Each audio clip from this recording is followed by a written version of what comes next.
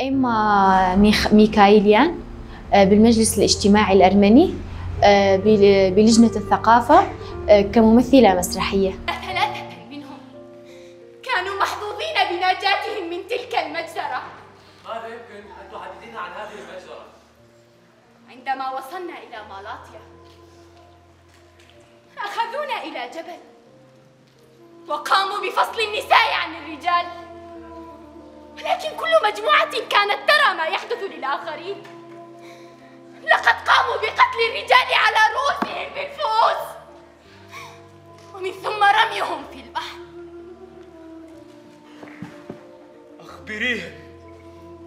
أخبريهم ماذا فعلوا بالنساء؟ النساء عندما حل المساء اختار جنود الأتراك الأكثر جمالا وشبابا، وكل من رفض الإذعان لهم كسرت أيديهم وأرجلهم بواسطة الآرات، ومن ثم قاموا بتقطيع أجسادهن ورميها للكلاب. حتى الحوامل لم يسلمن منهم، ولم يكن في قلبهم ذرة من الشفقة. بأم عيني شاهدتهم وهم يشقون بطونهم ويخرجون من في أرحامهم ويلقونها في البحر.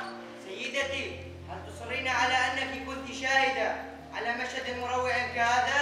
أقسم لك يا سيدي، أقسم لكم جميعا بأنني كنت شاهدة على كل هذا، وأقسم بأنني كنت شاهدة على ظلمهم وطغيانهم، وأقسم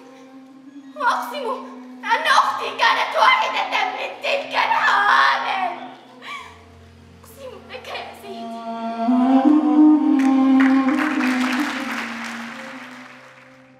والله بصراحة بدايتي كانت بالمسرح، يعني مو إنه كان يعني كان مثل ما يقول صدفة.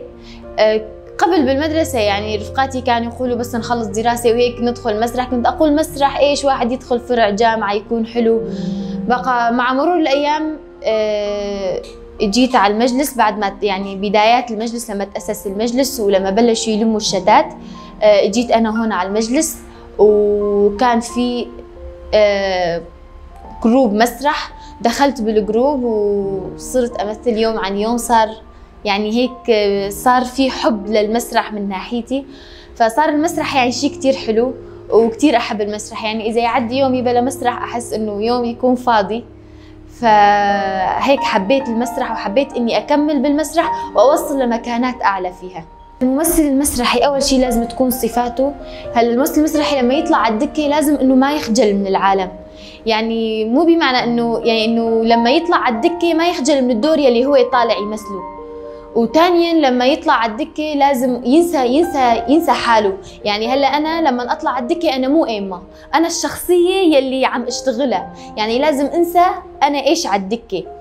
ولازم يكون عنده طبعا فصاحة، يعني مثلا باللغة العربية لازم يكون عنده يكون متصفح عن أمور المسرح والأعمال المسرحية الشهيرة. لازم يكون عنده ذاكرة جيدة، يكون عنده خيال واسع. وهون الأساتذة المسرح لما عم يجون المخرجين دائما عم يستثنوني عن الكل، يعني عم يقولوا أنت كشخص في عندك كاريزما خاصة، يعني إنه دائما من بين الكل يطالعوني أنا إنه عم يشوفوا فيني شيء حلو، وأنا بصراحة أحب هالشيء، وأحب دائما إنه الكل ينظر لي نظرة إنه أكون إنسانة يعني متقنة للمسرح، لأنه هالشيء كتير أحبه.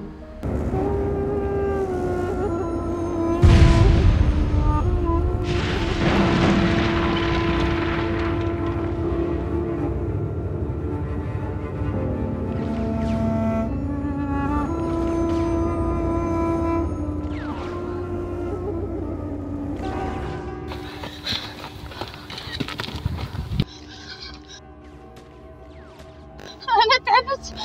هلا شوي بنطلع على الجبل.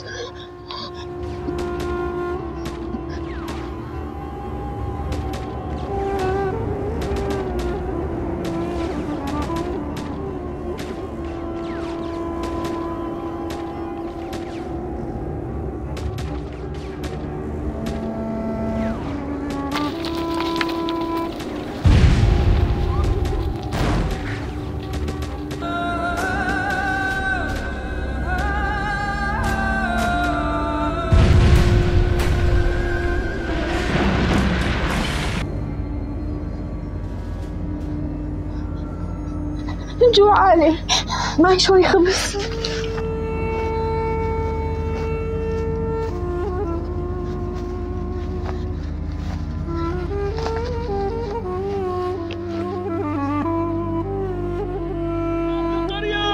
العثمانيين جايين! العثمانيين جايين!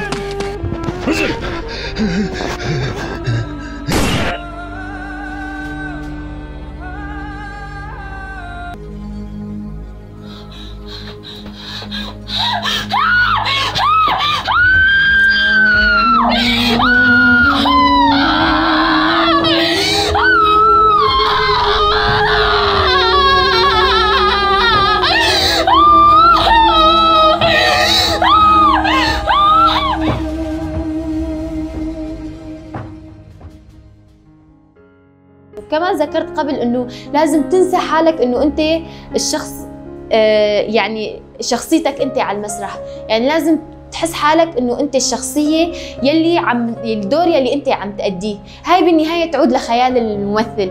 الممثل لازم يكون عنده خيال واسع. اذا كان عنده خيال واسع يعني رح يقدر يتخيل الاحداث، يحط حاله جوات الشخصيه، يعيش الدور عن جد يعني.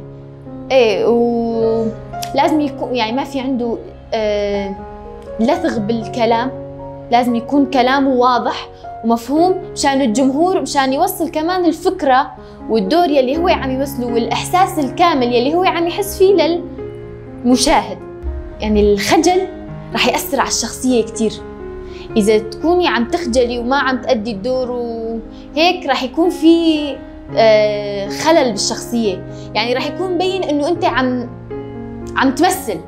اما لما تكون يعني ما تخجل، مو انه بمعنى ما تخجل، انه هيك يكون عندك حب، يكون في عندك روح انه خلص انت بدور حزين لازم اذا في قدامك حدا من الجمهور يضحك.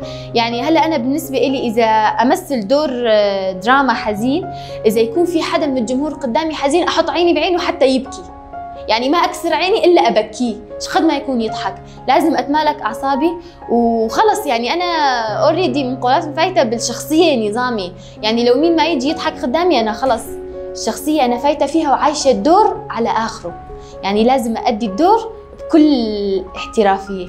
اشتغلت أعمال مسرحية مو كتيرة ولا قليلة، يعني أعمال مسرحية كافية، وأطمح إني أشتغل أعمال مسرحية أكتر وأعمال سينمائية أكتر لأوصل للحلم اللي أنا بدي إياه. يعني أنا لما فتت بالمسرح أنا مو مقررة إني أوقف هون كممثلة مسرحية فقط، أحب إنه أكمل وأصير شيء أكبر وأتعلم كتير على المسرح. هلا أنا ممكن ممثلة مسرحية بس يعني بدي لسه وقت كتير حتى أوصل الممثل المسرحي يعني للقمة، وعم أعمل كل جهدي. وبالنسبة للأعمال المسرحية عملت كتير أعمال مسرحية، اشتغلت بصلوا من أجلنا، اشتغلت برفع المقام، اشتغلت بسكيتشات، بمسرحيات طويلة، بأفلام. يعني الحمد لله بكل الأعمال اللي اشتغلتها نالت إعجاب كتير من المشاهدين والأشخاص البعيدين، يعني اللي أول مرة يشوفوني وللمقربين. يعني الكل كان عم يقول لي إنه تابعي وضلي على حلمك وكملي بالمسرح، ومشان يعني إنه نحب نشوفك بأعلى المراتب، يعني يطلع معك وشي كتير حلو، عم توصلينا الإحساس بطريقة جدا رائعة. ولما يكون في حزن عم تخلينا نبكي، لما يكون في ضحك عم تخلينا نضحك، لما يكون في يعني بأي شيء يعني عم نندمج.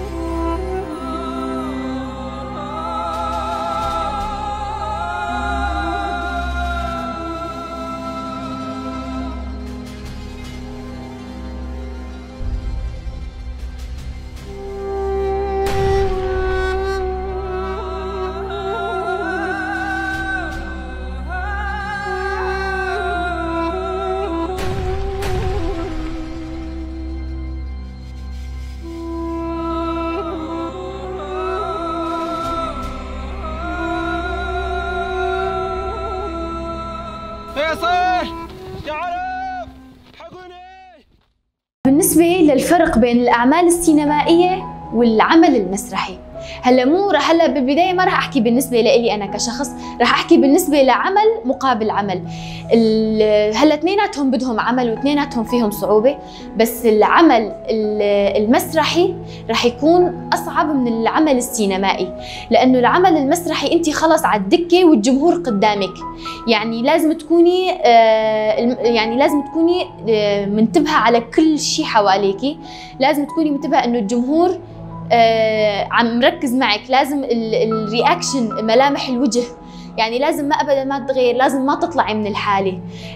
اما بالنسبه للعمل السينمائي، هلا ممكن انه المشهد ما زبط يطفوا الكاميرا ويرجعوا يعيدوا المشهد، هلا هذا الشيء فيه يعني انه الواحد يقدر يتدارك الخطا ويرجع يعيده. اما على الدكه بالمسرح رح يكون شيء صعب، يعني انه انت خلص على الدكه انحطيت تحت الامر الواقع، بدك مثل ما بلشت العرض بدك تخلصه لحتى تطلع، يعني غير هيك ما في انه توقف واستراحه وهيك. اما بالعمل السينمائي فيك توقف، فيك تاخذ بريك، فيك انه يعني توقف الكاميرا ينعاد المشهد.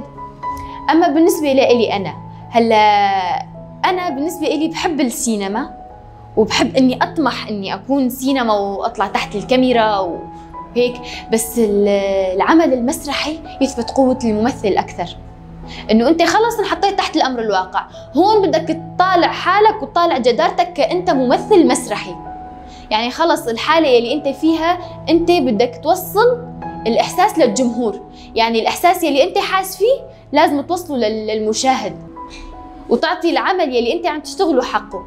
فأنا أفضل العمل المسرحي أكثر. أحب العمل السينمائي بس أثبت جدارتي أكثر بالعمل المسرحي، يعني حبي للمسرح عم يخليني أطالع شغلات كثيرة أكثر من الشخص يلي عم يبذل جهد لحتى يطالع الشخصية اللي هو موجود فيها، لأنه أنا أحب المسرح طبيعة وأحب كثير يعني إنه أعطي العمل المسرحي حقه والشخصية حقها، وأحب أدخل الدور والإحساس يلي يكون جواتي إن كان حزن ولا فرح أحاول إني أطالعه عن طريق المسرح. هلا القضايا اللي نتطرق لها من خلال المسرح قضايا عن المرأة، قضايا بالمجتمع عامة، يعني الشيء اللي عم يصير بالمجتمع حاليا كلياتنا عايشينه، وقضايا عن يعني أكثر شيء عن القضية الأرمنية، عن انطلاقات المجلس، عن الإبادات يلي صارت بحق الأرمن. نحن عم نتطلع على تاريخ قديم ونتطلع على التواريخ والأوقات يلي صارت فيها المجزرة، الأوقات يلي دخلوا العثمانيين على الأرمن، يعني كلياتها يعني أحداث حقيقية، يعني إنه أحداث صارت قديما وموثقة. يعني أحب أوصل للقمة، يعني أحب إذا أبلش شيء أكمله للآخر، يعني ما أحب أوقف أي شيء بنص الطريق. يعني هلا أنا دخلت بالمسرح أحب إني أكمل للآخر، عم أتقنه وعم أطالعه بأكمل صورة، والكل عم يحبه، إن كانت عيلتي ولا اللي حوالي ولا الأشخاص اللي موجودين معي هون ولا بالمجلس الاجتماعي الأرمني، يعني الكل عم يدعمني الحمد لله، وأنا هالدعم كثير عم يشجعني إني أوصل للشيء اللي بدي إياه. يعني أنا ما راح أوقف هون، راح أحاول إني أوصل لأعلى قمة بالتمثيل. هلا ما بدها تطلع لأرمينيا، لمستوى العالم، أطلع على التلفزيون، يعني بدي أوصل لحلمي. يعني لا تستبعدوا، يعني هو ما في شيء مستحيل بالدنيا، يعني في ناس تقول مستحيل بس ما في شيء مستحيل. الواحد إذا مشي ورا حلمه ما في شيء مستحيل. يعني أنا عم أمشي ورا حلمي وعم أتابع وعم أحاول أخذ معلومات أكثر عن المسرح وعم أتقن وأشتغل يعني عم أحاول أعرف المسرح وأتقنه من كل النواحي، وكل النصائح يلي عم تجيني عم أسمعها، عم أسمع الانتقادات وعم أسمع الكلام الحلو والإطراءات من كل الفئات، إن كان صغير ولا كبير ولا شاب ولا ختيار، يعني عم أسمع كل شيء من كل الناس. فأنا أطمح إني أكون من يوم من الأيام طالعة على التلفزيون بصراحة، أطمح إني أكون ممثلة مسرحية على مستوى الإقليم. بأرمينيا ممكن إنه تشوفوني بأرمينيا على دكة من دكك هنيك المسرح. أطمح لهالشي بصراحة. المخرج مستحيل يصير مخرج إذا ما يكون قبل ممثل مسرحي، يعني ممكن هالشي، يعني ممكن أصير مخرجة، شي حلو كمان، يعني إنه الواحد مع المثابرة ممكن إنه يصير مخرج. هلا كأنا ممثلة أرمنية، أنا اشتغلت مسرح لأني أحبه ولأنه بدي أوصل فكرة إنه الأرمن كيف انظلموا. بدي أوصل فكرة عن طريق المسرح إنه نحن شعب مظلوم، بس نحن بنفس الوقت شعب واقف على أجره، يعني شعب متماسك. يعني مستحيل أي قوة بالعالم توقفنا عن الحلم وعن نرجع من أول وجديد، نلم شتات بعض، نحيي القومية الأرمنية يلي نحن تربينا عليها ويلي نحن انحرمنا منها كإنسانة أرمنية. وأوصل رسالة لكل يلي عم يشوفوني. شكراً أول شغلة لكل شخص يحبني، وشكراً لكل شخص يدعمني، وشكراً لكل شخص وقف جنبي، وشكراً للمجلس الاجتماعي الأرمني ولعائلتي وللمخرجين يلي اشتغلوا معي ولرفقاتي. وأتمنى من كل شخص لما يبلش شيء يكمله للآخر، لا تترك حلمك بنص الطريق.